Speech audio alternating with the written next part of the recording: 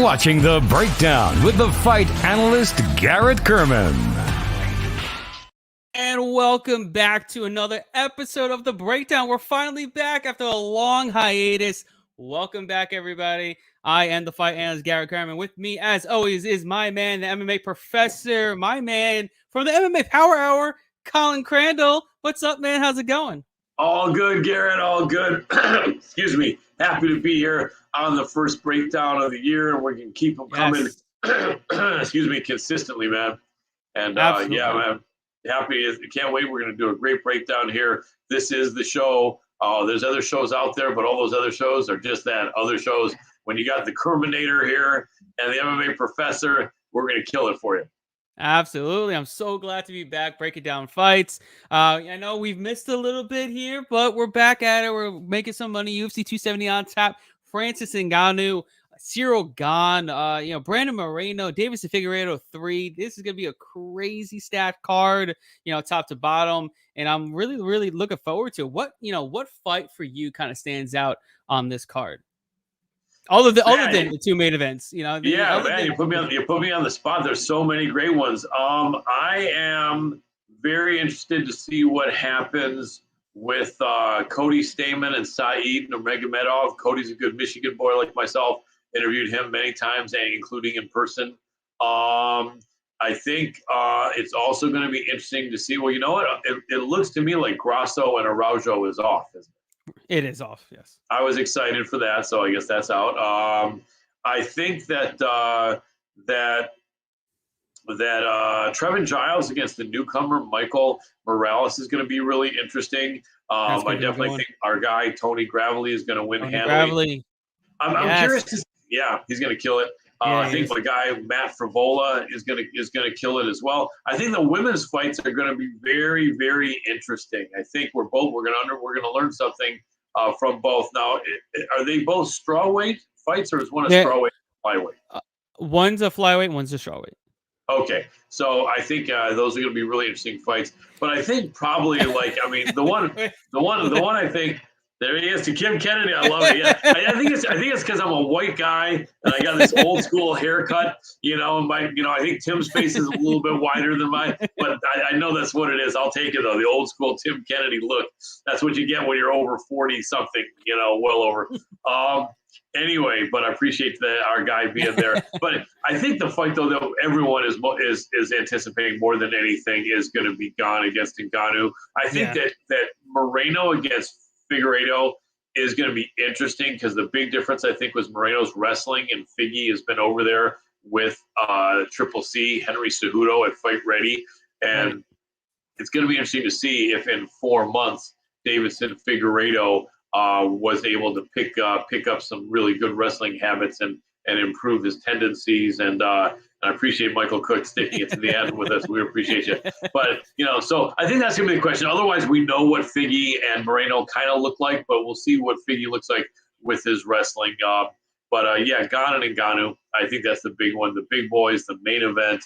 I'm going to be covering it from the cage side of the press row for MMA Power Hour. Yeah, I'm really excited about that over in Anaheim. And just couldn't get enough time off of working and lose the income to go and do all the media festivities through the week. Normally I would have, but unfortunately with this great shit economy that our president Brandon has worked out for us here, I got no money left. So the bottom line is I will be there Saturday though, and you will hear me asking the good questions and a lot of them at post-fight press conference afterward, and including the post-fight pressers for each of the beginning fighters. A lot of you might not know that depending on how high-profile the last few fights are, you're either going to see fighters from the last 2 fights or the last 3 fights being coming in one after another after the card is over. Otherwise, all the fighters that win that are lower down than the second or third fight, they're going to be not in a post-fight press conference. They'll be just doing a little post-fight presser after their fight. And so we're going to start trying to release some of that as well so that people can see on our social media what the winners of the previous fights have had to say. And I'll be sure to ask a good question. Awesome. Looking forward to it. So you guys got to go follow MMA Power Hour. Feel the power. Feel the power on MMA Power Hour. All social platforms. Head over Thank there. you, sir. Give him a follow. All Thank right. you. On the Hannibal TV on YouTube and on Facebook, no longer with Fight TV. We parted ways amicably. We're going to get ready to blow it up and hopefully do a lot better and make a hell of a lot more money elsewhere. Absolutely. That's what we're here for. We're here to Yep. make everybody money. We're here to break down these fights and make you guys money, and that's what we're going to do. UFC 270 on tap this weekend, Saturday night. Let's get into it. All right, so first fight up on the prelims, the very early prelims, is a fight in the flyweight division between Kay Hansen and Jasmine. Do you want to say the last name? Can you pronounce it? I think it should be Jasudavicius. Jasudavicius, I think that's what it is. Perfect. Right now, Kay Hansen's at a minus 235 favor in the comeback on Jasmine's a plus 190 underdog. Who do you got, my man? Well, I like Jasmine because I like Jasmine tea and I like Jasmine air freshener, so you got to go with the Jasmine. Jasmine is looking pretty jazzy at 5'7" for a flyweight, which is a little bit tall. I love it. Thank you, Michael Cook. I don't know. Tim Kennedy's hand is probably a little bit better than mine, but I appreciate you, brother. So Jasmine Jasudavicius, 5'7", 125. She's got a record of 6-1. This is her UFC debut. I think they've scheduled her literally like once or twice before to come on, and the fights always end up being canceled. So her fight was actually, probably maybe only once or twice because she only fought 4 months ago in the Contender Series. Anyway, she's out of Canada, and that makes her tough, right? And but making her UFC debut, she's 32 years old, a little bit on the older side, but a lot of the women are doing pretty well through their early and somewhat mid-30s. Kay Hansen, a lot younger, 7-4. She's the shorter fighter by far, 5'3". She's the grappler. She was, let me turn that Mission Impossible phone ringer off. She was killing it up until her last fight against Corey McKenna, and I did pick Corey McKenna to beat her, and Corey did. I'm so. I'm kind of like low key impressed by Kay Hansen. You know what I mean? I think she's got some chops, but not as much as they were trying to make her out to have. But this is a tough one. I know that the odds makers are feeling that it's. Oh wow, they're definitely feeling Hansen. You know what? I don't like that fight. I don't want to lay those odds on a 23-year-old or whatever the hell she is, 22-year-old. Probably she's the A side of this fight. Probably the 32-year-old is not being brought in to be a big star at that age. But I hope I'm wrong. I'm going to go for Jasmine, but I don't think I'm going to make it to the betting table on that. But if forced, I would say bet like a half a unit or a quarter unit just because you're getting some value. What do you think? Yeah, this is a good fight. I think both women are skilled in their own ways. You have Kay Hansen. She's coming up in weight to 125 pounds. She's fought at 125 before, but only 4 rounds in her entire MMA career has been at 125 pounds. Most of her time has been at strawweight. She's coming up after going 1-1 against much smaller opposition than Jasmine in this fight. Talk about Corey McKenna, who's only got like about I think a 48-inch reach. No, I'm sorry, 58-inch reach. 58-inch reach is her reach. And then you have a former atom weight she fought before that. So now she's going against a much larger Jasmine. And both these girls are really good grapplers. Jasmine, in her own right, I think she was a silver medalist in wrestling in Canada, so she's very good in her grappling. And Kay Hansen is a purple belt in jiu-jitsu, and she's very strong with her grappling as well. But Kay Hansen also is lightning quick on her feet. She's got really good movement. I do think she's going to be a little bit of a problem on the feet for Jasmine early on. But when it gets to the grappling exchanges, I do think Kay Hansen will wear down over time. She's, like I said, only fought 4 rounds at 125 pounds in her career. So I do feel like it's a lot of clinch work against the cage, a lot of grappling exchanges, a lot of scrambles against a girl that's much, much bigger than her, that has a 5-inch reach and height advantage. I think it's good to cause some problems for her. I don't think she should be a minus 230 favorite. I think it should be a lot closer, maybe closer to a pick 'em, maybe minus 140 at the most. There's no way she should be over 2-1 favorite. So I do think there's a lot of value on Jasmine here. I actually took her at plus 210 earlier in the week. But yeah, I think it's hard to not see the value here and take Jasmine at almost a 2-1 underdog, especially in a fight that could, it's just, I think it's 50-50. I mean, let's be honest, it's a 50-50 fight.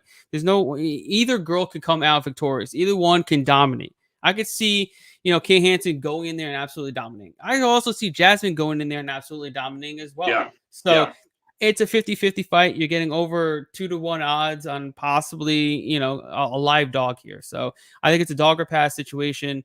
I don't think Kay Hansen, she could look like a minus 500, but I'm not willing to lay the price and hoping she looks like, her price range. Absolutely. Real quick. I was remembering about a year ago when I went down to visit you and you were swimming in the Everglades, and it was you and a girl in a red bikini. And you guys were swimming so fast because you had 2 alligators, a crocodile, and a piranha right on your backs. And you were swimming so fast, I thought it was like an Olympic record. And you both got out right before those freaking alligators, crocodiles, and piranha dove right at you. Was she the girl in the red bikini, or was that someone else? I think that might have been somebody else. It might have been your wife. That might have been, right? Maybe. We'll go with that. That was something. That's why they call you the Kerminator. Yeah, that's why. Exactly, right there. Anyway, continue on. All right, moving forward. Next up, we have a fight in the lightweight division between Matt Frevola and Genaro Valdez. Right now, Frevola is a minus 200 favorite, and the comeback on Valdez is a plus 170 underdog. Who do you got? Well, Matt, the steamroller Frevola, and he is not frivolous, even though his name has Frivola in it, is not frivolous. He's a good dude. He's a steamroller. He will steamroll you. They had to throw him against Arman Sarukian, which is unfortunate. And you know what? I should modify that. They didn't throw him in there on like a week notice. He took a fight with Sarukian. Literally, it was like a week notice. No one else wanted to fight the dude. He showed up, hung in there. That fight did age well because Sarukian's done the best against Islam Makhachev as anyone. And then 5 months later, they turned around, threw him against Terrence McKinney, a really cool dude I've had on my show, the man called T-Rex, and T-Rex came in there and caught him. I think that was a short notice of fight as well. I think Matt is going to get back on track in this fight. Genaro Valdez,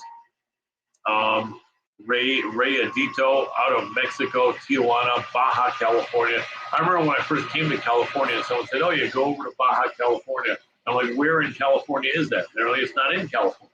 I'm like, "How could Baja California not be in California?" It's because it's Baja California, Mexico. And I was thinking, what the hell? But anyway, that's what it is. Baja California, Mexico. Ray Adito is from there. 10-0. He was fighting over in places no one's ever heard of before. Lux fight and Genesis fight in the desert. Combate Legion, Rocky Point fight night. You and me, I think, could win a fight over in that one. Or at least you could. But anyway, he's over in the Dana White Contender Series. He beat Patrick White, and he will lose to Matt Frevola here. It's a weird fight when you get someone just coming in. He's 30 years old. I like that better than just being a 22-year-old coming too young to the UFC. But I think this is Matt Frevola's fight. I like Matt a lot in this fight. I think there's some value.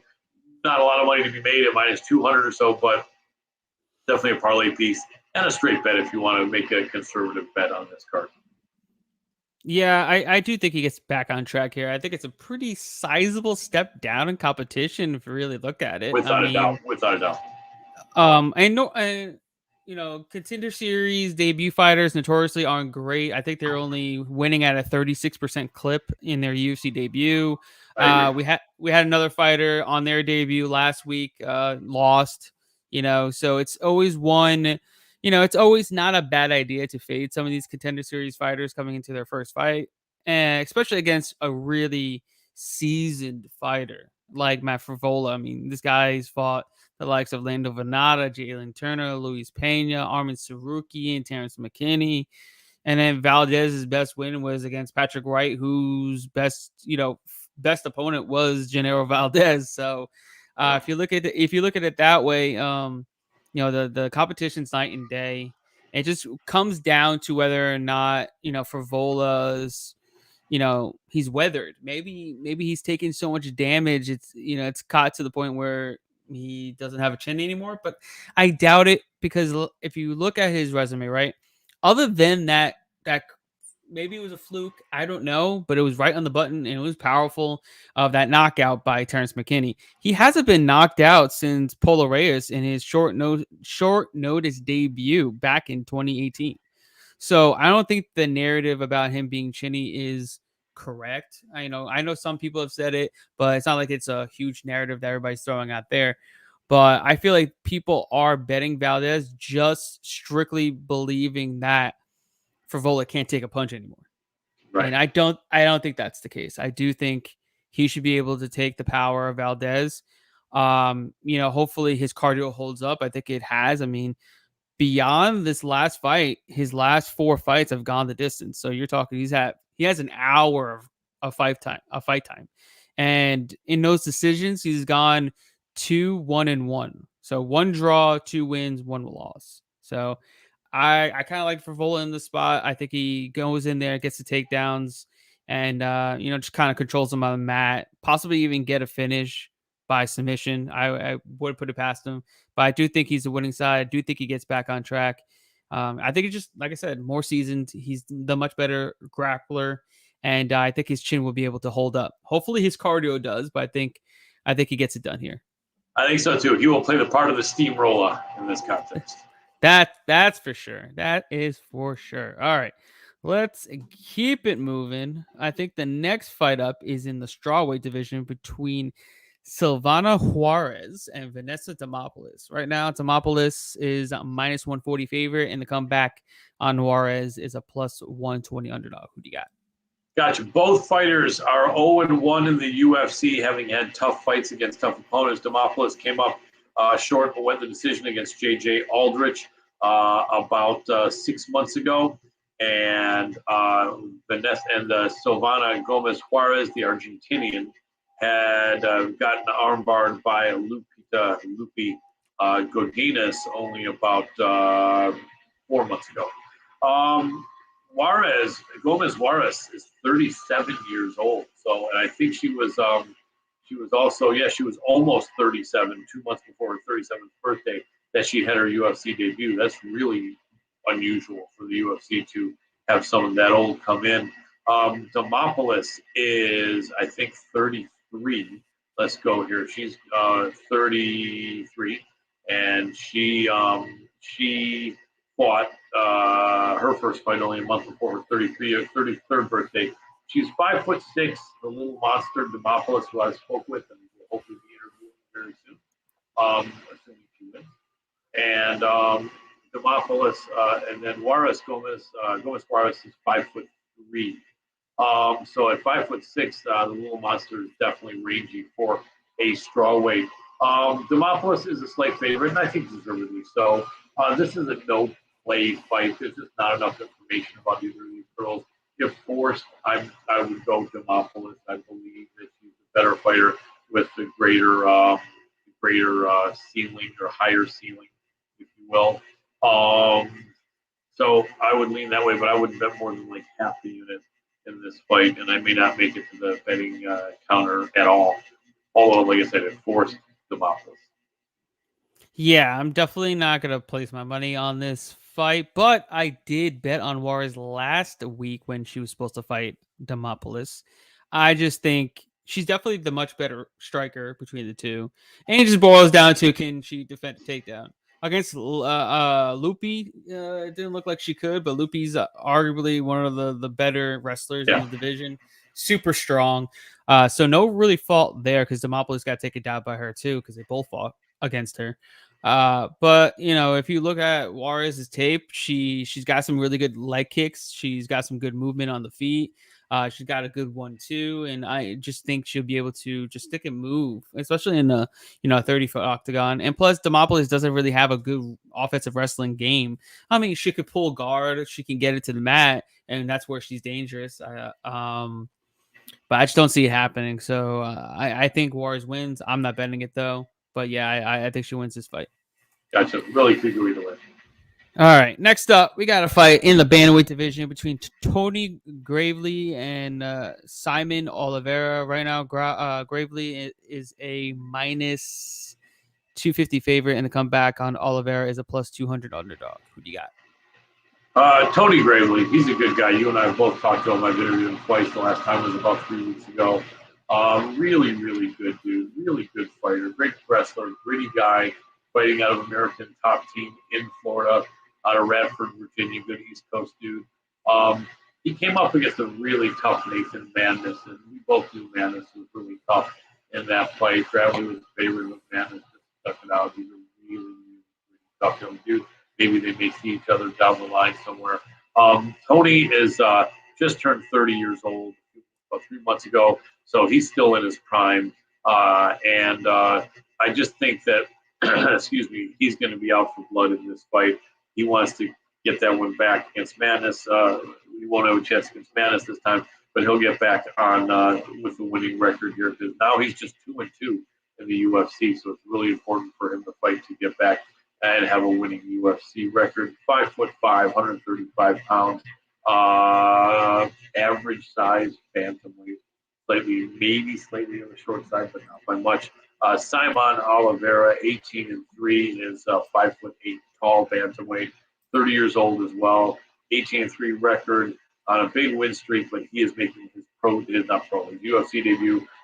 Barely got by on a split. How unusual is it that you get a split decision in the Contender Series and then 3 months later you're in the UFC? I would not think that happens that much with you.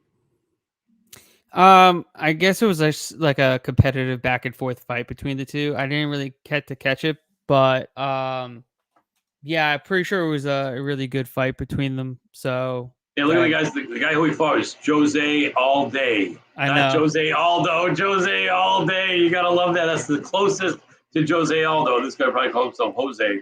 But let me just look at Jose's record here real quick. Jose All Day. He was a late notice replacement too, and he fought from Combate Americas or Combate Global. Yeah. Tough guy, but not that great. I think this one is Tony Gravely All Day, and to use All Day's last name to get a little bit of fun. All respect for Mr. Jose All Day, but yeah, Gravely All Day every day in this fight. And I think he's going to put it on Simon Oliveira. I think Oliveira's in big trouble in this fight. Brazilian gets pancaked and smashed. I feel one of my best bets, 2 units, 3 units on Tony Gravely. Yeah, I expect Gravely to get it back into the win column here. He was just like moments away from getting a knockout of Nate Maness in his last fight. All he had to do literally was knock him out, walk away, fight was over. If he did not even throw a single punch after that, if he did a Sean O'Malley knock him out and walk away, that fight's over. Yep. And he wouldn't even be fighting somebody that's not even remotely close to the top 15. He'd be fighting somebody inside the top 15. But here we are. He's fighting a guy that's coming in on a debut after a split decision win. This is a get right fight for Gravely here. He is the better wrestler, obviously. I mean, he's arguably one of the best wrestlers at 135 pounds, credentialed at least. And I think he just goes in there and does what he needs to do. He's gonna go in there. He's the better striker. His striking has evolved so much that he fell in love with his hands in his fight against Nate Maness. In that second round, he was out for blood, looking for the finish. If he was more composed like he was in the first round, he even said it, that he probably would have been able to get the finish in the second round. But he was headhunting, not mixing it up, not looking at the feints and trying to get him to the mat. He was doing none of that in the second round, and he just got blasted. And so I feel like he's going to be mixing up a lot better this time. And I think he's going to go back to his bread and butter, his wrestling. And he even said, he's like, I'm going to get a finish. He's like, and I'm going to get a late finish, and I'm going to submit him. And I like that. Yeah. Him Gravely by submission is plus 900. Wow, that's a great prospect. I mean, and he's gonna get taken down. Oliveira has been submitted before, and it boils down to whether or not he's gonna be ready for the guillotines, the front chokes, the Darce chokes of Oliveira. And I even talked to him about it. I asked him. He's like, "Are you?" I'm like, "Are you drilling that? Are you getting ready for that?" He's like, "We know what he's good at, and we've been drilling and drilling against it, and I've been grappling and wrestling my whole life. And I'll be ready for it," is pretty much what he said. So I think he gets back into win column here. Minus 250, not a great line. I can see why, Michael, you are on Oliveira. I get it. He's a big dog, and Manus won as a big dog last time. But I think Manus is on another level than Oliveira right now. Oliveira still hasn't beaten anybody really good at all, even with 22 wins under his belt. I mean, 22 fights or 21 fights. But yeah, I got Gravely here, and I think he gets it done. And like I said, I like that sub prop plus 900. Sprinkle a little bit on that. Sprinkle. Love it. And then I like him by decision, of course. I think that's close to like even money. So yeah, that's why I got. I like it. Good thinking. Right. Great breakdown as always, man. I love it. Let's go. All right. Next up in the welterweight division, we have a fight between Jack Della Maddalena and Pete Rodriguez. Right now, the betting lines are Maddalena at minus 365, and they come back on Pete Rodriguez as a plus 280 favorite. Who do you got? Man, oh man, can Florida get sticky? That part, I think. Let me see. Jack Della Maddalena. Man. He is from Australia, Perth, Western Australia. And I gotta love my Aussie brothers. Off the Dana White, good win streak he's got going. He is 10-2 on a 10-fight win streak. Lost his first two by stoppage, and then just either changed camps or did something and turned it all around. If you've not seen him fight, you need to go watch a fight. That dude's got some sick striking ability. It's crazy. He gets stopped in his first two fights, and in his next 9 fights out of 10, he stops his opponents. And mind you, one of those wins was a revenge win. So he beat one of the guys that beat him in his first 2 fights. Did he? Yeah. One of his first 2 fights, he beat that same guy that he did. Lost to. Aiden Bates. Yep. Yeah. Uh-huh. Bates beat him in his very first fight in the TKO in the third, and then he got Bates out of there in minute 12 of the first. Yeah, tough dude, Jack Della Maddalena, but coming off the Contender Series, and they don't have a good record of winning that much in the UFC in their first fight. Pete Rodriguez, however, 4-0. I just hate when someone's in the UFC with only 4 fights. He is out of Tucson, Arizona. He's probably out of Fight Ready or something. Nope, Dominant MMA. What? Where? Oh, I'm in Queensland, Australia as you speak. Michael, awesome. Love the Aussies. I've had some Australian friends. Love the Australian fighters. Aussie all the way. So, in fact, after Alexander Volkanovski won his title, I was covering that fight in person in the press section and the post-fight press conference. I was the guy that said, he said, Aussie. I was the only guy that said, oi. Anyway, Pete Rodriguez is out of Tucson, Arizona, a place that most people call Tucson if they don't know how it's pronounced. So for those of you looking that all this time think it's Tucson, it's Tucson. And he is 4-0. He's got 4 wins by stoppage. He's 3-1 and as an amateur. Where the hell has he been fighting? The IFF, Icon Fighting Federation. Weren't you the champion of that organization for a while, Garrett? I think you were. I've watched a majority of his fights at Icon. They fight in a ring, not in a cage. That's not that great for preparing to fight in a cage. Yeah, Pete Rodriguez is dead game, but I think his game is about to be dead as he loses to Jack Della Maddalena. I think I wouldn't lay that big money on Maddalena, almost 4-1, but I would think probably he wins. I'm not going to touch that fight because I think Madalena looks a lot better on paper, but I don't want to lay. There's no money to be made on that anyway. Maybe stick him in a parlay piece, but I think Jack Della Madalena probably wins all day, but I wouldn't throw that out 100% to someone making their UFC debut. Yeah. So Pete Rodriguez taking this fight on short notice. I think less than a week's notice. He's a 5'8" welterweight, so pretty short in stature for a welterweight. He's a brawler. He just comes out there, throws some hands. I think he won all of his four fights by first round knockout, if I'm not mistaken. Madalena, like we said, he's on a 10-fight winning streak. He's been, going there and getting the job done. He's shown really good stand-up in his Contender Series fight. Was able to mix it to the body, into the head, and just, make his opponent, uncomfortable and just pretty much pick him apart at range. It wasn't even like remotely close. He was fucking him up. And I kind of see more of the same here. I don't think Rodriguez is ready for the level of striking that, that Madalena is going to put on him. And, Rodriguez he's a brawler. He's going to just try to slug it out. And he could win with his right hand. He's got some power. That dude's got some legit power. And that's why they signed him at only 4-0. So, sometimes you don't need to be the most technically sound fighter to win fights. I mean, we've seen it time and time again. I know it happens in the heavier weight classes, but even in welterweight, this dude's got some hands. So would I be surprised if he were to knock out Madalena and cash as a plus 280 underdog? No.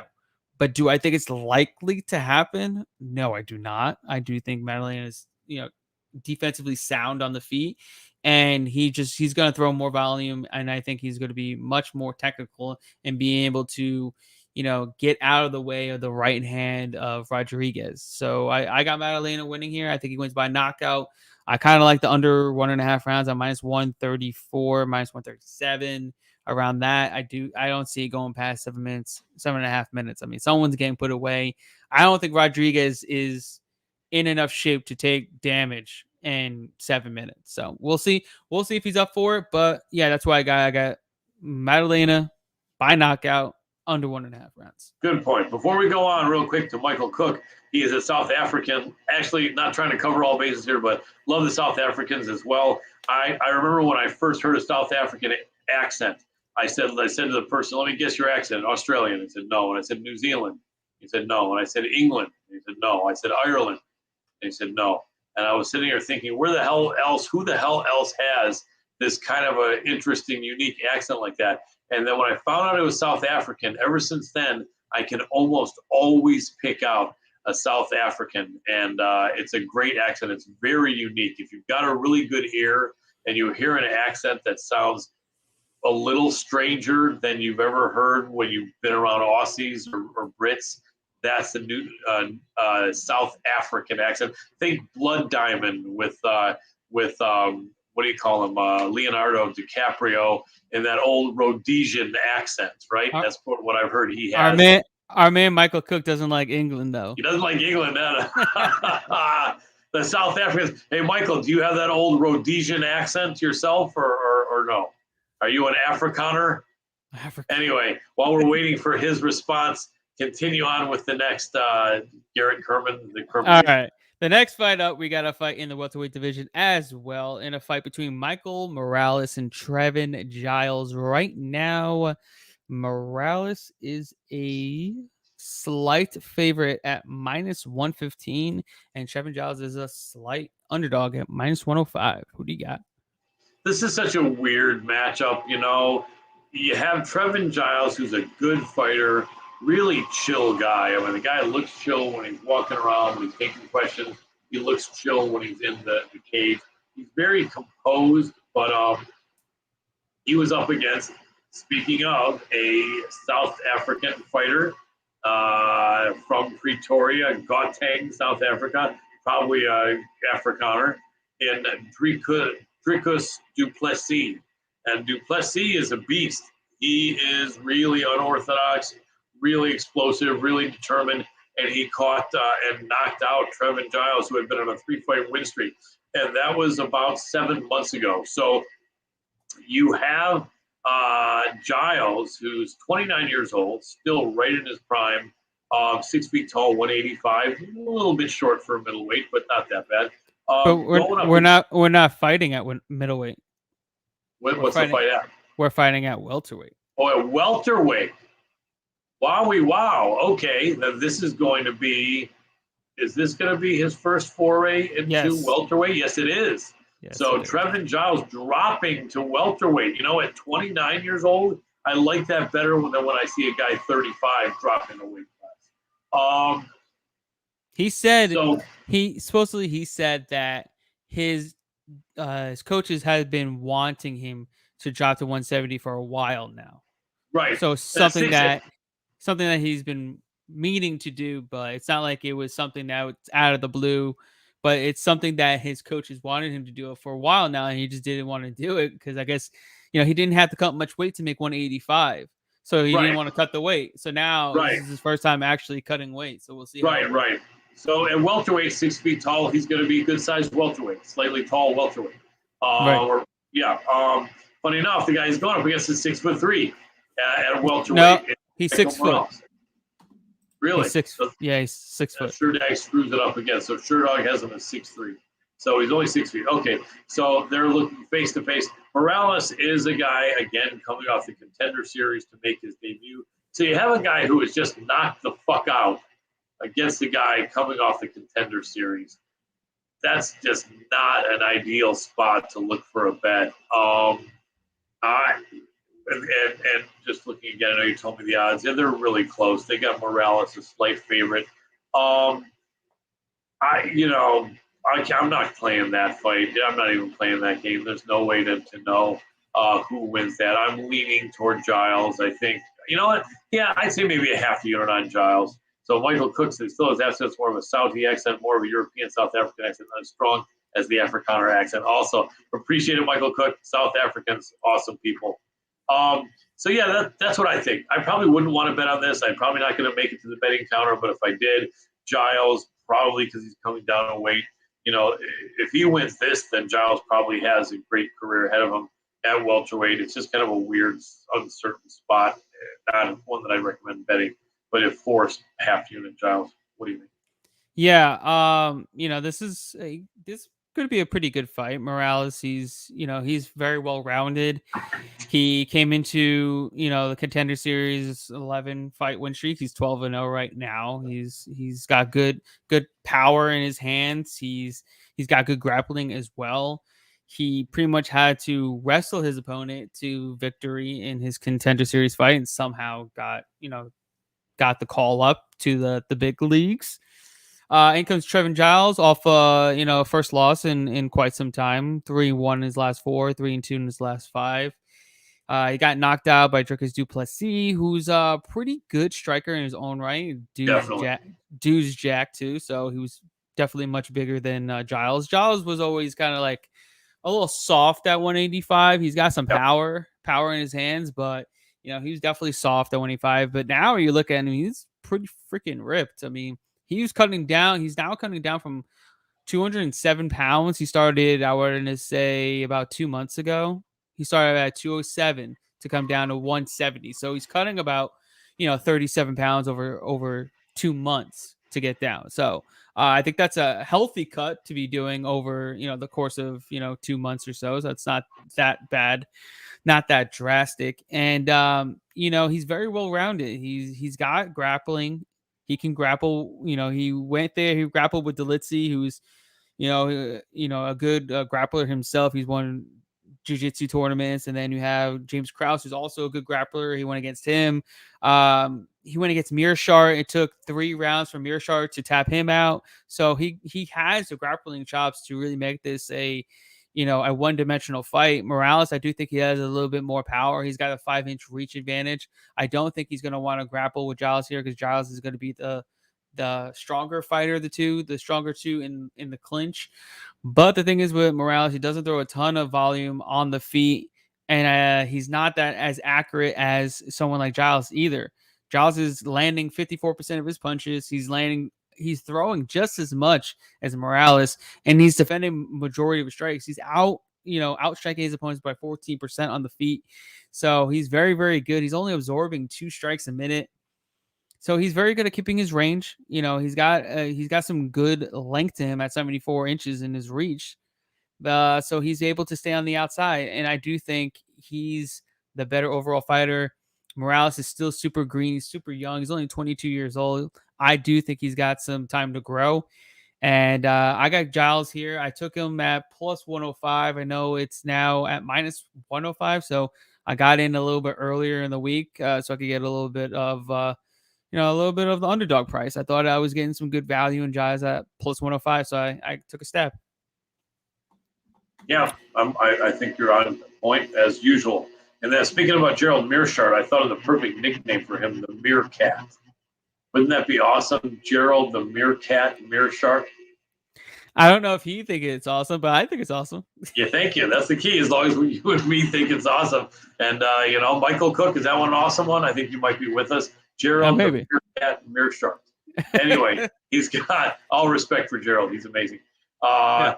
So, yeah, okay, I'm with you, and good calls on that. It's going to be a good fight. Great breakdown. You fleshed out on that one. All right, next up. All right, moving on. We got a fight in the bantamweight division between Hani Barcelos and Victor Henry.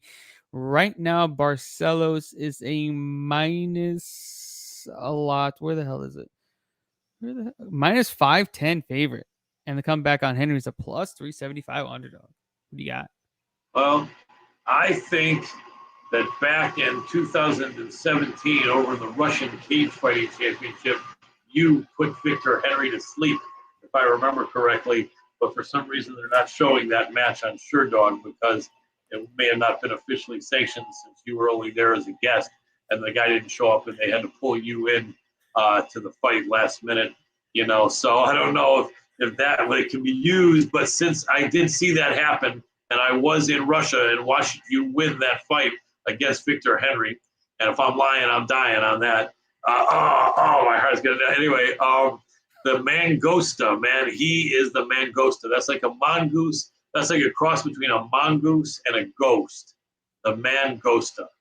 Probably not what it is, but it sounds like that should be what it is.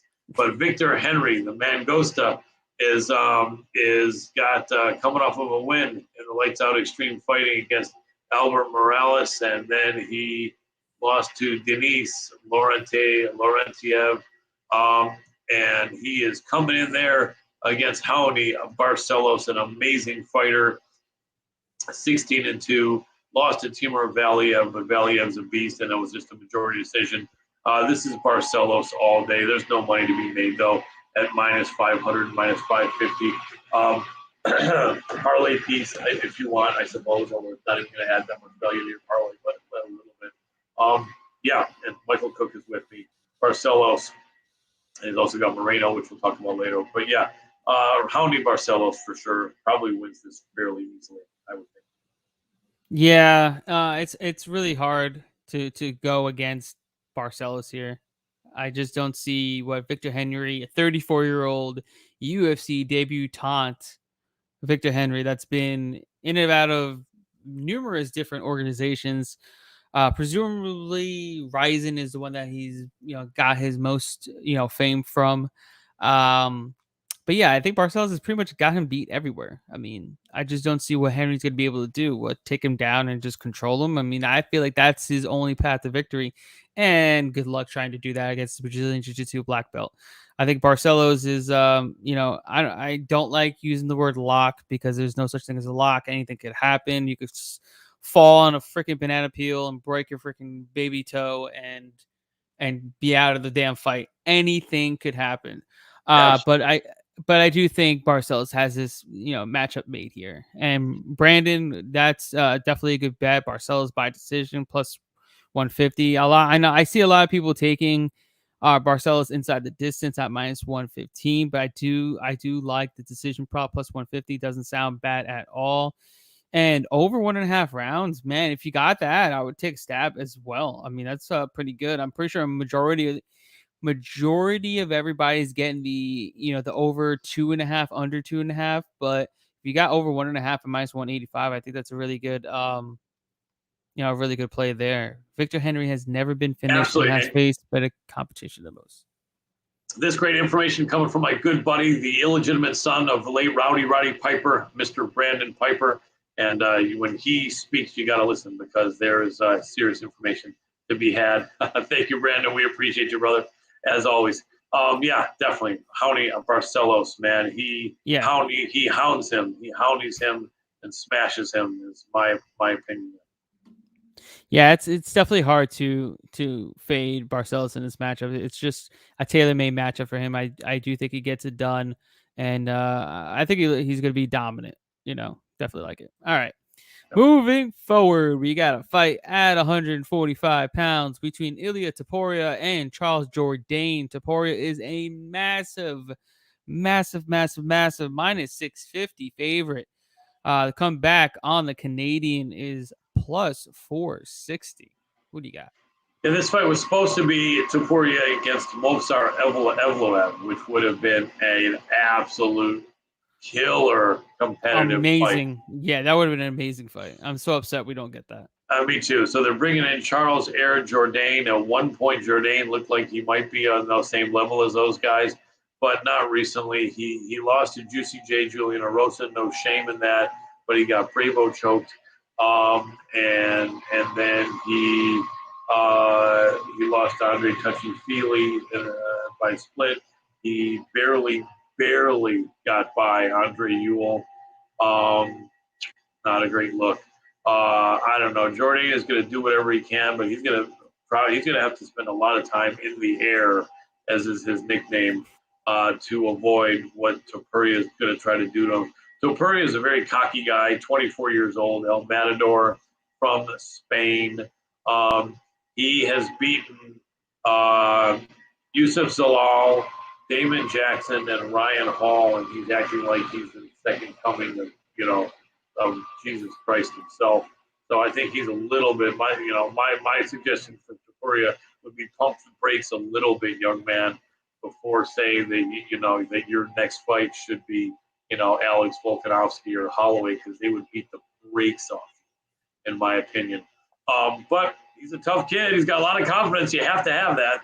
And he does win this fight. It may not be as one-sided as you think. It really may not. I think Jourdain is a tough guy. I mean, Topuria is 24.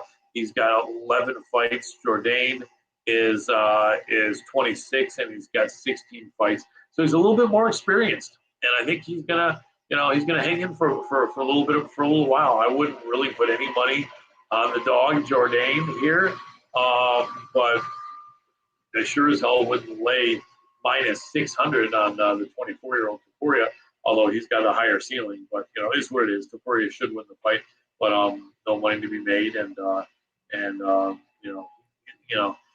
even if he does beat Jourdain fairly handily, he's still got a lot to prove. He's still not going to be top 15, and he's still super cocky. Topuria he's a really good prospect, and I knew about him really coming into the UFC. He's killing it over at Brave CF, I believe. And he's a Brazilian Jiu-Jitsu black belt. He's a really good grappler, and then in comes Jourdain on short notice taking this fight. He's a scrapper. That dude comes there, he comes to scrap. He's got 7 fights in UFC, and you would think he would be better than 3-1 in those 7 fights. And 2 of his 3 wins were against bantamweights. Yep. So that's not a really good look. And his only win against a featherweight was Juho Choi, who hasn't fought in over 2 years, almost 3 years. Yeah. So it's not a great look coming in against a guy that's arguably one of the top prospects in your division, that's on the up and up, who, absolutely dismantled Ryan Hall. And that's not easy to do, because we've seen what Hall does to people. Topuria can crack on the feet. He could take you down. He could submit you. I don't think I don't think he looks like a minus 650 favorite here. That means he's going to go in there, finish him basically in the first round, or absolutely destroy him for 15 minutes. I don't think that's the case. I think on the feet, this fight is competitive. But ultimately, I do think Topuria will be able to get a takedown, and I do think he eventually does get the submission via like rear naked choke or even arm triangle. He I do does think he have, he gets started to interrupt you, but he has a 90-some% finish record. 10 wins out of his 11 have been by finish. right, exactly. So I do think he's able, to get the finish, and I do think he does get the finish. But like I said, on the feet, I do think it's a lot more even than people make it out to be. I Yeah, mean, I think so. Jourdain's got some really good striking, and he can make it very interesting on the feet. But like I said, the grappling is going to be the difference maker, and I do ultimately think Topuria gets it down on the mat and eventually taps him out. Most likely. All right. All right. Next up, we got our first fight on the main card in the middleweight division between Rodolfo Vieira and Wellington Turman. Right now, Vieira is a -210 favorite, and the comeback on Turman's a +175 underdog. Who do you got? Well, I know you're the Terminator, but he's the Terminator with a Turmanator, although he's been terminating people's wagers. Pretty much is what he's been terminating. When he looked really good, we all were betting on him. And then he shit the bed. And then against Sam Alvey, he pulled out a win, although it was really, really close. I think I felt Alvey won that fight, although it was really close. He is 25 years old. Wow. So that means his first UFC fight almost 3 years ago, he was 22, or maybe just turned 23. Really young. That's why I say, man, let these guys get some maturity. I know you don't want to discriminate by age completely, but unless your name is John Jones, unless you're jumping into the UFC like 15 years ago when it was a different sport as far as the skill set, you can't. Just guys are not killing it that are super young. They're just not. But anyway, so he's in there being the Terminator, and he is probably going to get terminated. Brazilian against Brazilian. Terminator is a good wrestler. He's definitely a smaller guy than Vieira. Vieira did come back looking good against Dustin Stoltz, who's a very important win after coming off that loss to Anthony Hernandez, where he just completely gassed and then got clocked and then got subbed. But Vieira, I think, is a prospect. I do. I think that he realized what he had to do. I think he shed a little bit of muscle since then, upped his cardio. He's not carrying around as much muscle. And he's a tough guy at 32 years old. At middleweight, that's not that old. Your prime usually goes to like 32, 33 in middleweight. And then a lot of guys are still pretty good middleweights until they're mid-late 30s. So I think Vieira's a double tough dude. I think the odds, makers are, like you said, going that way as well.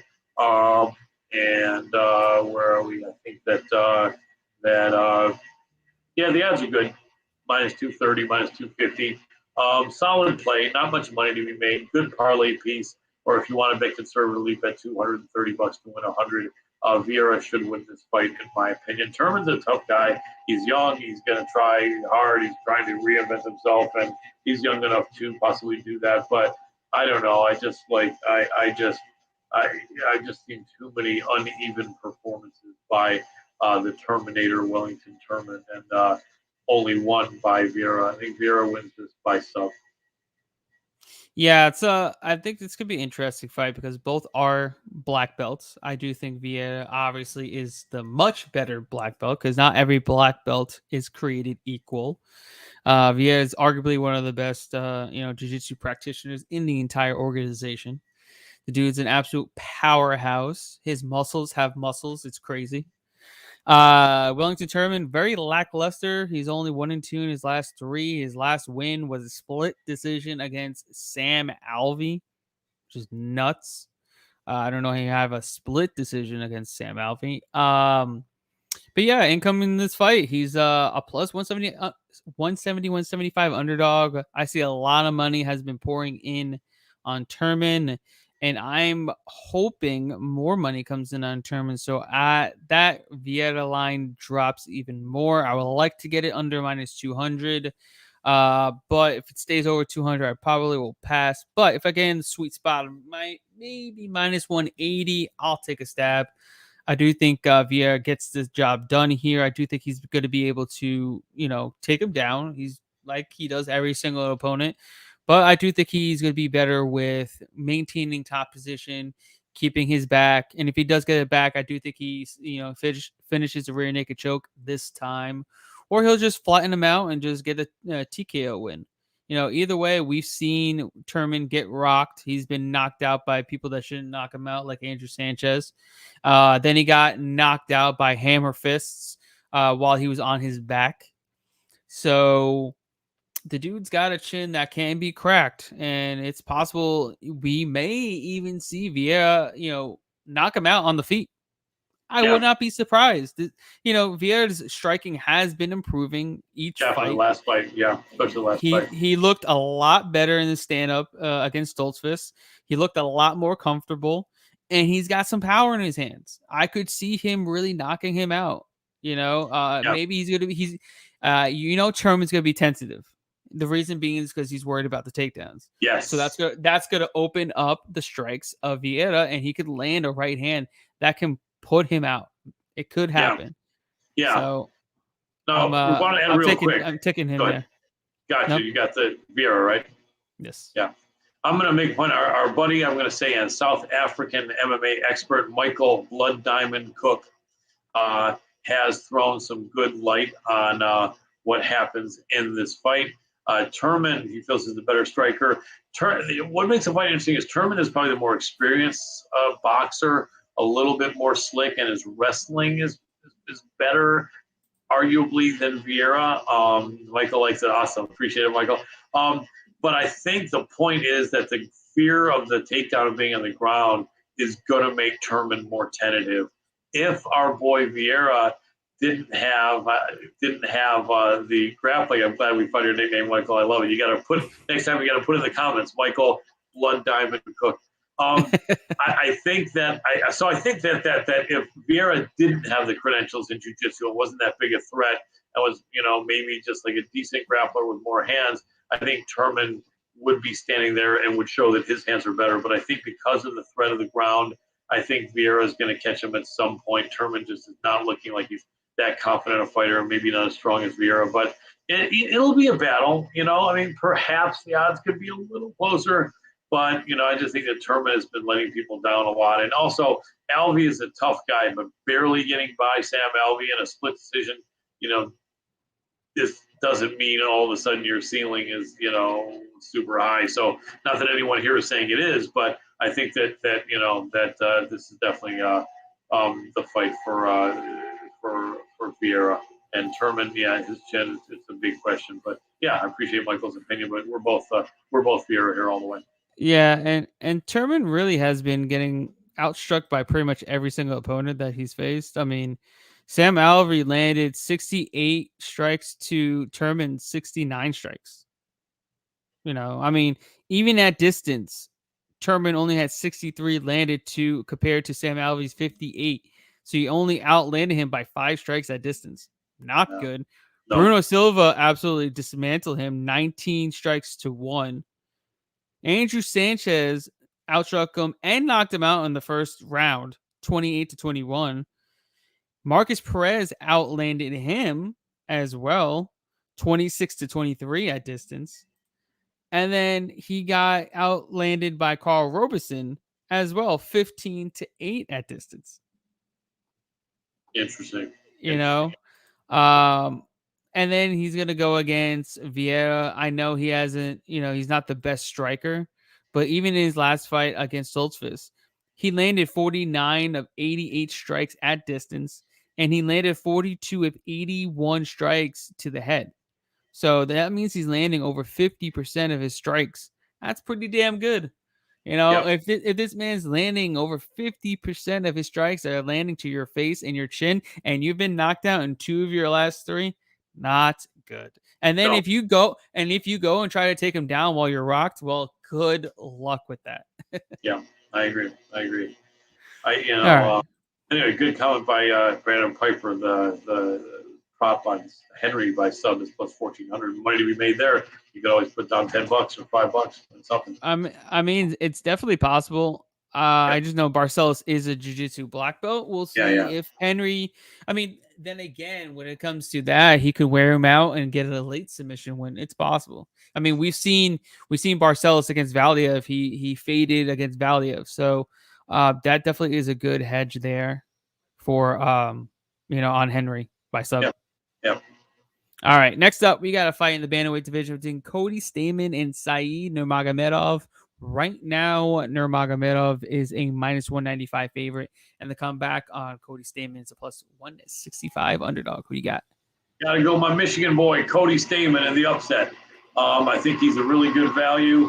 He's had some amazing fights over the years. He did get caught by Aljamain Sterling when Sterling was killing him with a knee bar. After that, he beat Alejandro Perez, got ripped off where he clearly had beat Song Yadong, and they made it a draw. Beat Brian Kelleher, fought another really good guy in Jimmy Rivera, and he was not healthy during that fight, we found out, but it was still a really good fight. He fought a very good fight against Merab Dvalishvili, and we know Merab is on a collision course for that bantamweight title. Cody Stamann is a double tough guy, 32 years old, still at a good point in his life, if not his prime, pretty close to it. 19-4, great wrestler, 5'7", 135. And we got the Bam Bamov, who went on Nurmagomedov, and that makes sense because both you guys have the OV at the end of your name, right, Bam Bam? I like it. Anyway, it's Said Nurmagomedov, double tough guy from Dagestan, of course. All those guys are killers. I just had Coach Javier Mendez on our show from AKA last Tuesday, 2 days ago. If you want to check it out, we talked a lot about these guys. So let's take a look at Said Nurmagomedov fighting out of Akhmat Fight Team. He came in and he beat Justin Scoggins barely by a split decision, beat Ricardo Ramos by TKO spinning back fist. Ramos is a double tough guy. He did lose to Raoni Barcelos, no shame in that. And then he did just stop a guy named Mark Striegel in 51 seconds. And Striegel is a pretty tough dude who was making his UFC debut. This is a tough fight. I tell you, I wouldn't put a shit ton of money on my boy Cody, but I think he's a dog, and I put a unit on him, maybe a unit and a half. I think he's live, and it's gonna be a tough fight. Probably wouldn't put him in any parlays, but I think he's live. And could he lose? Sure, he can lose. But this is a really crucial fight, I think, for both of them, but even more for Cody, since he's 3 years older. I got Cody Stamann in an upset here. I think it's going to be a hell of a fight, and it really could go either way. Yeah, it's gonna be a good fight. By the way, like our man Brandon Piper over here, yes, this Nurmagomedov has no relation to Khabib whatsoever, right. None at all. And he's just the last name. And by the way, he's not even a grappler; he's a striker by trade, and uses his grappling as a defense to keep him on his feet. The dude is a really good kickboxer. Surprising, there was a ton of spinning techniques, a lot of spinning back fists, a lot of spinning back kicks, a lot of crazy unorthodox techniques on the feet. Keeps his opponents at bay using his kicks and his long range attacks. He's got a 6-inch reach advantage over Stamann. He's going to be the much taller, much longer fighter between the two. Stamann's gonna have to try to get inside the reach there. It's gonna be a little tough, but I think it's not something that he's not used to. I mean, he's always normally the smaller guy, but with Nurmagomedov, he has some type of striking that you normally don't see at 135 pounds. He's very slick on the feet. I think it's gonna cause some problems for Stamann early on. He really needs to find out how he can get on the inside, use a lot of feints. Maybe catch one of those spinning attacks and take him to the mat like Barcelos did. That's normal. That's kind of how he won. He was able to, take advantage and take him to the mat after some of those spinning attacks and was able to rack up like 6 minutes of ground time. So if he's able to get him down, he could possibly hold him there, but it's easier said than done. As long as Nurmagomedov doesn't throw a ton of spinning techniques, he should win this fight at range. I think he's a much better striker, and that 6-inch reach advantage is going to play massive dividends here. And like Brandon was saying, maybe it's a good live betting situation. He could be right because we need to see what Nurmagomedov is going to do. If he's doing a ton of spinning shit, I want nothing to do with him because he's been caught numerous times in transitions, throwing those spinning attacks and getting taken down because his normal defense with his underhooks is very good in defending takedowns. It's hard to defend takedowns when you're just getting your back taken every time you throw a spinning attack. So, but I think Saeed gets the job done here. I think he's the better striker. I do think he's got really good takedown defense, other than, the spinning attacks that get countered. And I just think Staman's going to have some troubles on the feet, being able to get inside the reach and really impose his will in the wrestling. Makes sense to me. Very good. I think you're spot on with that one. It's going to be a good fight. It is. No, I'm definitely looking forward to it. I think it should be aligned a little bit closer, but that Nurmagomedov last name kind of always it throws people. It really does. The casual bettors will bet it regardless. You know what I mean? Right.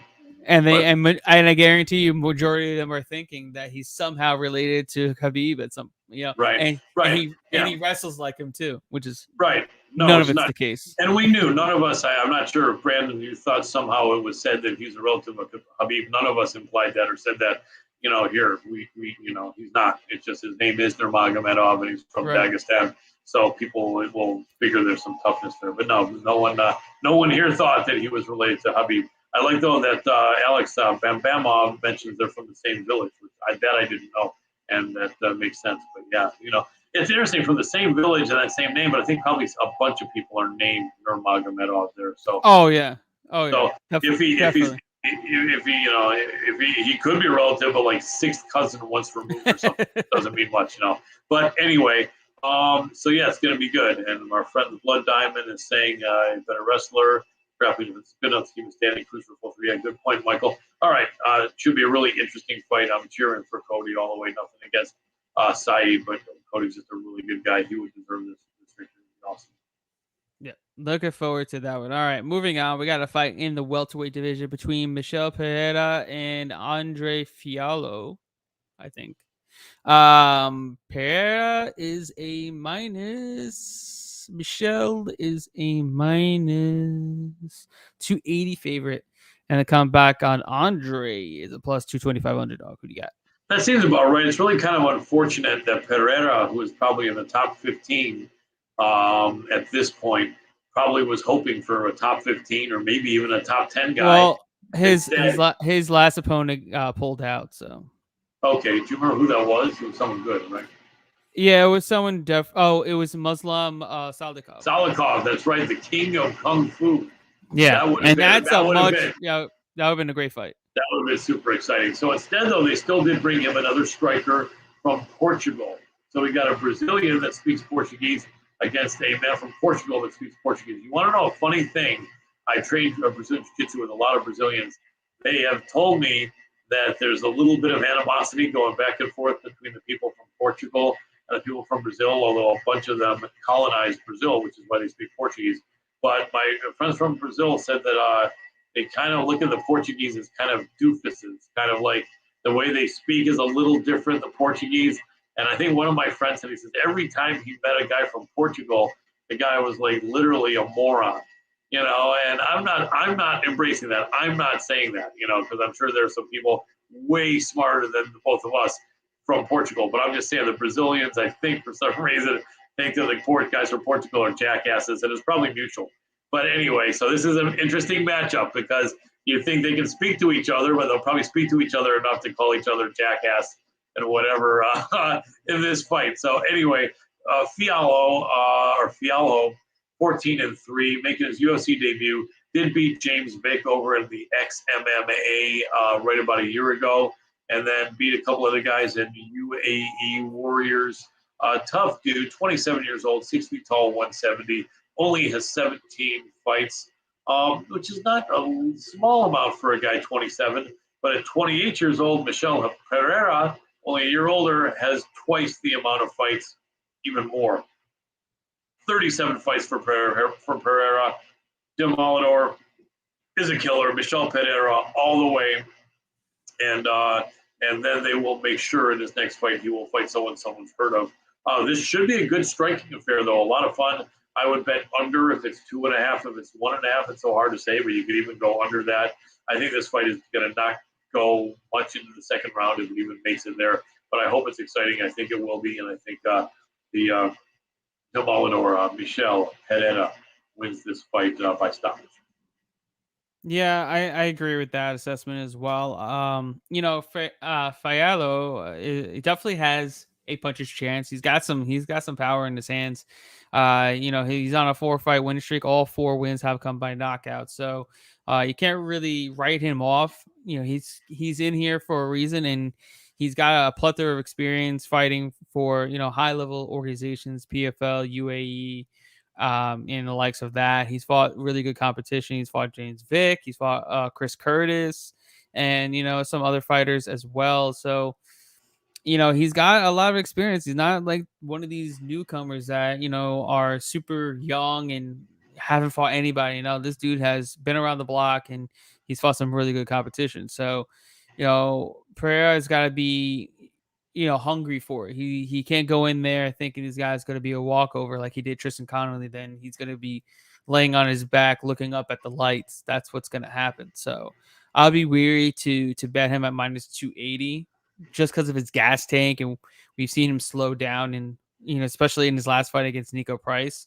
That third round was very hairy, especially if you're betting on him. But yeah, I'm going to go with Pereira to win here. I don't like his line, but I think he gets the job done. Absolutely. By the way, good night to our brother, the Blood Diamond. Peace, gents. I think he says good luck and good and with the bets of a great weekend. You too, Michael. Keep it up, man. Big love to my South African brothers.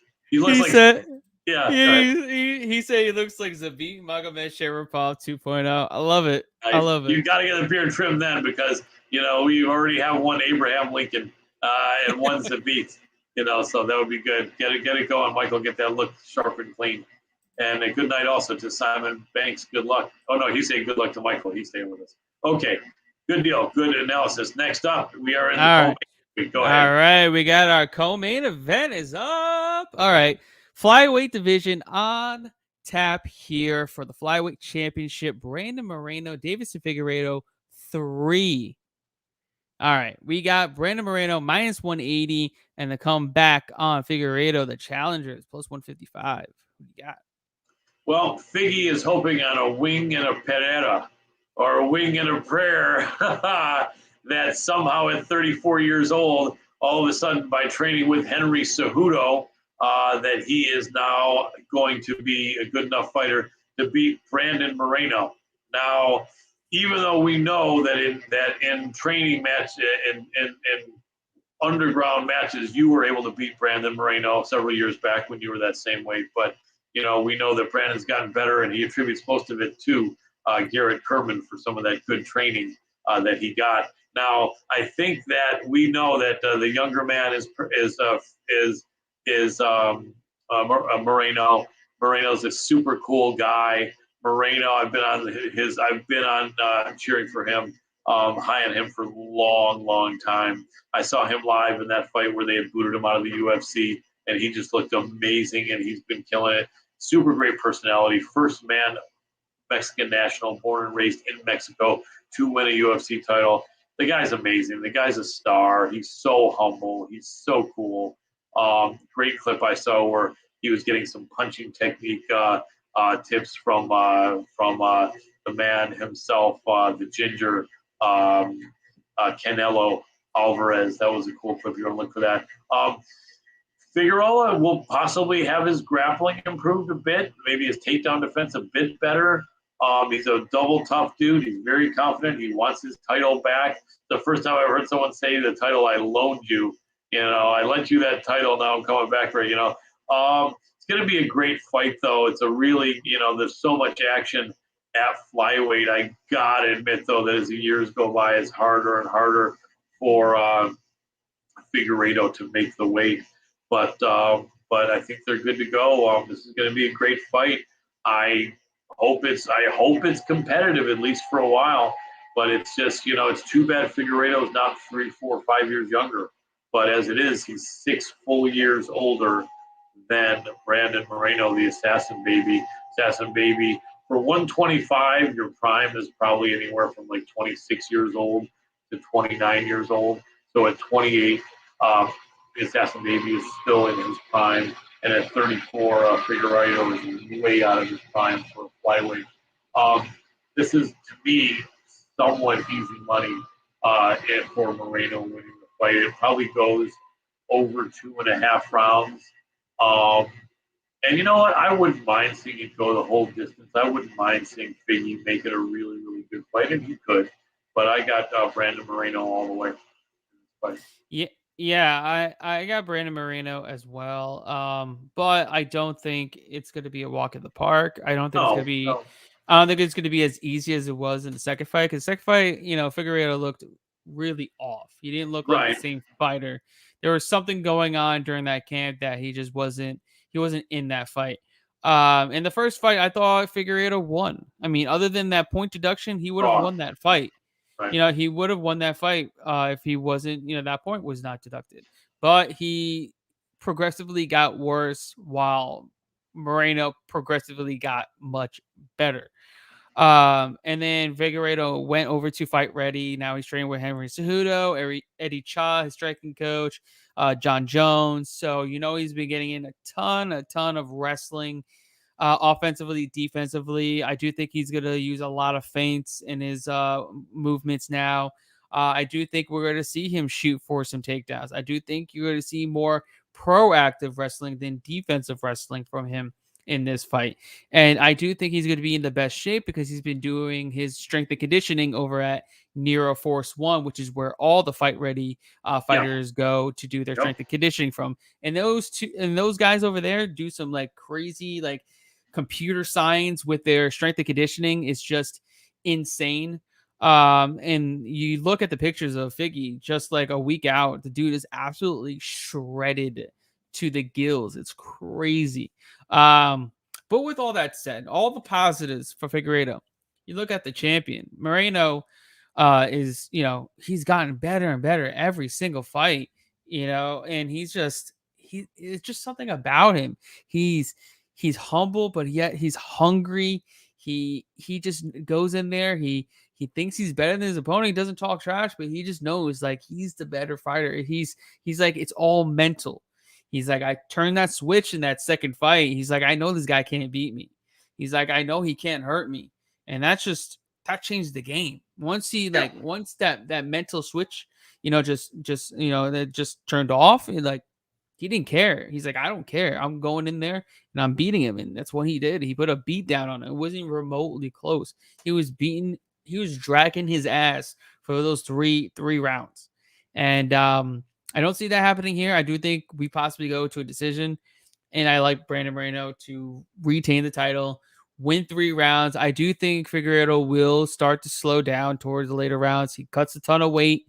No matter how well Nero Force One is going to do, getting him down, safely, I do think he's going to have a much easier weight cut. But at the end of the day, he's putting on a ton more weight come fight time. And I think it's going to hinder his cardio and his performance later in the championship rounds like it normally does. And Moreno's going to take over. He's going to win one of the first 3 rounds, and he's definitely going to take rounds 4 and 5 close, but he's gonna edge it out. And I give him the win via decision. I think a decision is plus 220, or just take him straight up at minus 180. I still think we get it's not really value. I just still like it under minus 200. So I'll bet him minus 175. I bet him minus 180. Bet him minus 170. If he gets to minus 200, I might lay off a little bit. Yeah, that makes sense to me. Should be a competitive fight. It's just the age advantage, and the fact that Brandon is just getting better. And they say when you put the title on your waist, you get 25% better. I guess once you have it, then you lose it, then you get 25% worse. Who knows? Father Time will catch up to all of us. And 34 years old is not the best age to be for flyweight. But I was going to say one of the things that I know is a secret, if you don't mind, that helps you with your training is that room you have in the basement called Kerman Force One, where it's got all those machines for breathing and the cryo tub and cool down. And so just to throw that out there, people, I know we shouldn't tell everyone about Kerman Force One. You gotta keep it a secret, my man. That's true, right? Because I think that's what Neuro Force One kind of based their whole gym on, was this man's Kerman Force One setup in his house. So it's possible. It's possible. It is very possible. Okay, but yeah, this should be a fun and exciting fight. It is All always. right. Would you like to announce our main event of the evening? Yes, we are live for the UFC with the main event of the evening, UFC 270, brought to you by, here's a throwback before they got sponsors, Gordon Biersch, beer the way it ought to be. That was because that was the Fertitas owned the Gordon Biersch steakhouses, and they figured no one's sponsoring us, we'll sponsor ourselves in 2004 and 3. Anyway, and then we have the champion, Francis the Predator, don't pay me low money, Ngannou, versus Cyril, I'm happy I'm being paid it all, Gane. This is an amazing matchup between two training partners, the African who spent time in France, so the French African, I guess, against the Frenchman, Cyril Gane of African background. That's interesting. You have the African Frenchman, grew up in Africa and spent a little time in France, against the man who was born and raised in France, but is of African background. So they're African French the opposite way. Anyway, two really cool dudes, really personable. No one dislikes either of these guys. And this is like an Ali Foreman fight going way back. And, a lot of people compare a lot of fights to Ali Frazier, when it's a tall guy who sticks and moves against a short guy who's got a lot of power. But this is Ali Foreman, both tall guys, but in that case, the younger guy was more powerful and heavier. Here, their age is pretty similar. In fact, I'm glad that I just mentioned that. I would actually like to look into that a little bit more and see. I don't think there's a dramatic age difference between them. I would think maybe Francis is older. Let's see. Francis is 35 years old, which is still about your prime for heavyweight, if out of it barely. And Cyril Gane is 31. So that's actually a point right there. Gane is right in his prime. The weird thing about Gane is he's a big, strong man that doesn't knock out a ton of guys. But he's so tricky. He's so slick. His movement is so good. I talked to one of the guests on my show. It was either James Krause this past week or Chris Brown, who just won the main event in the LFA. And they said that, or even Javier Mendez, one of the three. I asked all their opinions, I think, and they said the reason why Gane isn't knocking a lot of people out is he's not taking a lot of chances. Like, he's not wanting to put himself in dangerous positions when he knows that his reflexes and his striking skill is so good and so unusual for MMA, for a big guy, and he's so quick for a big, heavy guy. And that's partially it. So this is going to be an amazing, amazing fight. Right now they have Gane a slight favorite, which I think late money is going to come in on Francis. I think it's going to be about even Saturday afternoon, if not maybe Francis a slight favorite. This fight could go either way. I do think that it's going to go over. It's going to go over 1.5 rounds for sure, although I don't think there's that much money on that prop. Can you see? Are you seeing props in front of you? Let me see. 1.5 is probably minus money, I would think. It's minus 200, yeah. Okay, so there's no money to be made there. How about minus 2.5? Minus 2.5? Over 2.5, sorry. Over 2.5 is minus 110. Right, okay. I kind of feel that prop over 2.5 because in all honesty, Gane isn't a garbage fighter or an over the hill fighter that Francis is just going to say, I'm going to walk in there and just smash this piece of garbage. No, not at all. Not at all. I think if Francis comes in swinging wildly. Immediately, Gane's going to touch him up and box his ears off and could even hurt him. So, no, I think there's going to be a lot of trying to feel each other out in this fight. Yeah, they know each other from sparring for a while, but it turns out apparently maybe they had 4 or 5 sessions training with each other, not a lot. And they were both taking easy on them, except one partial clip shows Gane getting the better of the boxing with Francis. Francis says that clip was edited because he actually, by accident, knocked out Gane by kicking him to the head. Although if it was really a sparring session where you're not supposed to be really messing each other up, then maybe that was really an accident because maybe they kind of had an agreement. Let's not go hard. Let's not throw kicks to the head or whatever. And maybe Gane was really not prepared for anything like that, which is why he got caught. Hard to say, but they don't know each other. They haven't trained together for at least 3 or 4 years, I think, and they've both made good progress since then. I don't think Gane wants to get hit even once, but I think it would be cool if somehow he did and he showed he could take the punch. I don't know if we'll see any grappling. The better wrestler, arguably, is Francis with Kamaru Usman in his corner. Although I don't know Kamaru will be there this time, but I'm sure he's been helping him train a bit.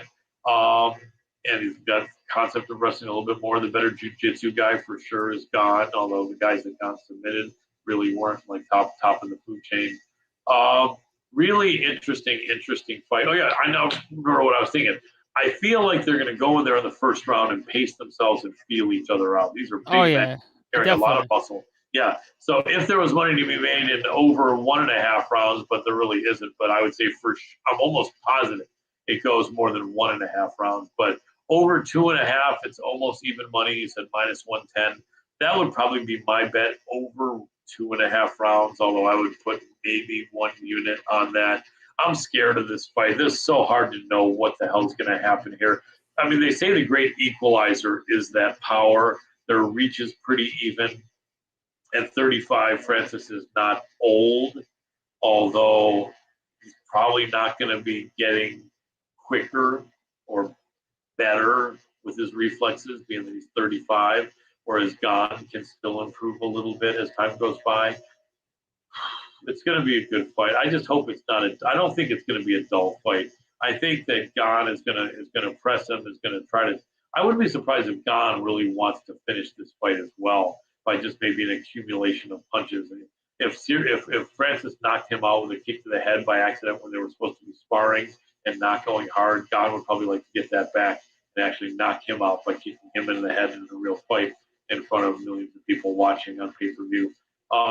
I can't pick the winner in this fight. I really can't. Over 2.5, and otherwise I'm not betting. I know. I'm sorry. I'm not helping you guys, but we just don't know. We don't know what the hell's going to happen here. So hopefully it'll be a good fight. Yeah, it's gonna be a really good fight. I think it's a fight that everybody's been, waiting for. The line right now -150 +130. It's where I thought it would kind of be. A lot of the people are kind of steaming Gane, and rightfully so. I do think he's the better fighter. But like you said, Ngannou's that power is next level. It doesn't matter how good you are at striking and how good you are at defending. All it takes is one punch to end the night. It's just whether or not Ngannou is going to be able to land that one punch. What's the money on him doing that? To win by knockout? Yeah. I think it's plus 145, I think. People 165. Man, I bet you that's not a bad bet. Sprinkle something on there. Sorry to interrupt your flow, but no, that I feel like if you're gonna bet on him, I feel like you have to bet him by knockout. Yeah. Could he win a decision? Yeah. What would Gane by decision be, money-wise? Plus 250. You could technically put some money on both, on Gane by decision and Francis by knockout, and but then you're kind of breaking even depending, no matter what you do. Well, maybe go heavier on the one you believe in more. I don't know. No, I It's a mean hedge. it makes sense, but Gane could definitely get a late finish on Francis. Francis, That's true too. going 25 minutes. I don't think it's really likely. The guy's average fight time is like 5 minutes and 30 seconds. So That's it's right. He does. it's Yeah. this man never sees a second round. He's been knocking everybody out in the first round. The Stipe is the only one that lasted to the second round in his last like couple fights. And he was gassing in that fight. Right. And you look at Gane, he's able to, fight perfectly, but he's gonna have to fight perfect for 25 minutes. Perfect. Yeah. And that's really hard to do. And it's hard to bet somebody has a minus 150 that he has to fight the perfect fight to Yeah. win for 25 minutes. Yeah. Whereas your opponent, all they need to do is land one punch and win as an underdog. All it takes is one in 25 minutes. And what the other guy has to do is fight perfect in 25 minutes. Yeah. A lot more to ask. So that's where it gets a little hard, to lay the juice on Gane. I do think he's going to give some problems to Ngannou because he hasn't faced a striker in the caliber of Gane and the way he utilizes his kicks. He hasn't even fought the best kicker outside of Gane, in the heavyweight division, which is Alexander Volkov. He uses a ton of kicks and uses his length and reach. Something that Gane likes to do a lot as well. So, and Gane pretty much outstruck him soundly, absolutely soundly at distance. You Right. look at Volkov, he only landed 28% of his head strikes, 40 out of 141 thrown. You look at Jairzinho Rozenstruik for 25 minutes, he only landed 44 strikes. That means that man was landing less than 2 strikes a minute in a 25-minute fight. That's horrible. And he only landed, I think, 26 of his head strikes. I think he only landed like 15 or 16 strikes to the head. So Gane is very good, defensively sound, and the way he absolutely masterfully beat the dog shit out of Derek Lewis and barely got touched by him was just a thing of beauty. but this is not Francis. None of them are Francis. Francis is going to come forward. He's going to be better at, cutting off the angles. He's going to be better at, being able to throw and counter off of it. He's got a longer reach than the rest of his opponents as well. And it's going to be scary. I mean, that man is intimidating. It's not all just about fighting. It's the mental game too. So we'll see how Gane goes in there in his first ever title fight in his entire life against a scary, scary opponent in Francis Ngannou. So we'll see what happens. But right now, my money is going to be on Gane. I just think he's the better fighter. And if he just rolls with the punches and he's able to outstrike his opponents like he's been doing, he should get it done. But it takes one. It's just that one. Yeah. It's the one thing that's I wonder if with his good defense, is he going to be able to maybe take one or two, but just like roll with it, or maybe instead of maybe like, because what do you call him? Francis usually hits people flush. Right. Maybe he can hit him, but maybe he's going to be hitting a forearm and a wrist there, or maybe he's going to be hitting as Gane is moving away and just barely at the end of the punch gets a tiny bit of Gane's chin, and Gane pops his head back, and then he's okay. It's going to be interesting. But he's going to have to do that for 25 minutes. He's going to have to do that while on his bike for 25 minutes. He's always going to be having to move laterally for 25 minutes. He's never, ever, I don't think at all, going to take a step forward unless he cracks Ngannou first. Right. I think you're probably right about that. He's always going to be on his back foot. He's always going to be circling with his back against the cage. He's never going to be taking a step forward because he doesn't want to get hit. Yeah. So that's where it's going to be interesting. I don't know. And Ngannou hasn't fought in 10 months, whereas Gane fought like 5 months ago. That's not a huge difference, but I'm figuring that maybe Gane is more recent, being in competition. But it's going to be great. It's so hard to call. Do you have any final call, or do you think the over 2.5. I mean, that's my bet. I really like fight starts round 2. It's minus 280, but I feel like that's a pretty much lock. I don't see either one of them getting a first round finish. I mean, is it possible? Yes, but I feel like there's gonna be a lot of feeling out process in that first round. They both want to collect the data, stay on the outside, see what each other's really gonna do in the first couple minutes, and then I think start to really engage in that in the second and third rounds. And I feel like we're gonna get a finish in one of those 2 rounds. Good. Well, I know Gane can use his own name and say, after this fight, Francis's title is going to be gone. You know, in many ways, MMA Power Hour, so saith, so be it. But yeah, it's going to be amazing. It's going to be a really good fight. 2 big men. As long as they don't recreate Lewis versus Ngannou from 5 years ago, then we're okay. And I don't think that'll be recreated. If so, people are going to be freaking tearing their hair out. I'll be bald the next time we do the breakdown if that fight turns out to be a snooze fest and a stinker. So we don't want that because my good hair is one of the last things I have going for me. That is right. All right. So that's what we got for you guys for this week's breakdown. UFC 270 this Saturday night. Brandon Moreno, Davidson Figueiredo, and Francis Ngannou, Cyril Gane. It's going to be a great fight card. But guys, please go to my YouTube channel, The Fight Analyst, and like and subscribe. I'm bringing you guys a ton of great content. And like all my pages on social media. Across all platforms. I'll be putting out a lot more content on TikTok, more betting related content. It's coming out between today and Saturday. My best bets, dog parlay, my Lambo parlay. That's right. Lambo parlay is coming at you every single week. We're going to hit one of these parlays one time this year. We're going to win $250K for less than $50. It's going to happen. It's going to happen. But before we go, my man Colin, Crandall, the MMA professor. Where can everybody catch you at? MMA professor. I'm going to be all over Instagram and Facebook and Twitter and just giving updates and talking and being interactive. This is the year I'm going to do that. I don't know how I'll have times. I'm going to be working like crazy to survive, but I'm going to make it happen. MMA Power Hour, you see on the shirt here. We are on No Longer Fight TV, but we're on the Hannibal TV and on YouTube and Facebook. We're going to light it up where we always did the best and got the best numbers. We want to be interactive. If you guys jump in, our shows stay up on the Hannibal TV. But if you want to interact with us live, every Tuesday night from 6 to 8 p.m. Pacific time in the United States. That's California West Coast time.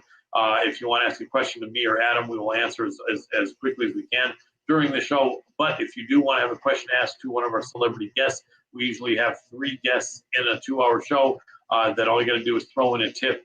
It'll help us a lot, and it'll make sure that we will ask your question to the celebrity guest, And so also I want to let you know, this is something that I don't think I've ever seen anyone announce, but I will announce that since Garrett is so much younger than me, assuming he's still doing this after I'm gone in heaven, you can look for communication from me after I'm dead through Garrett Kerman, the Fight Analyst.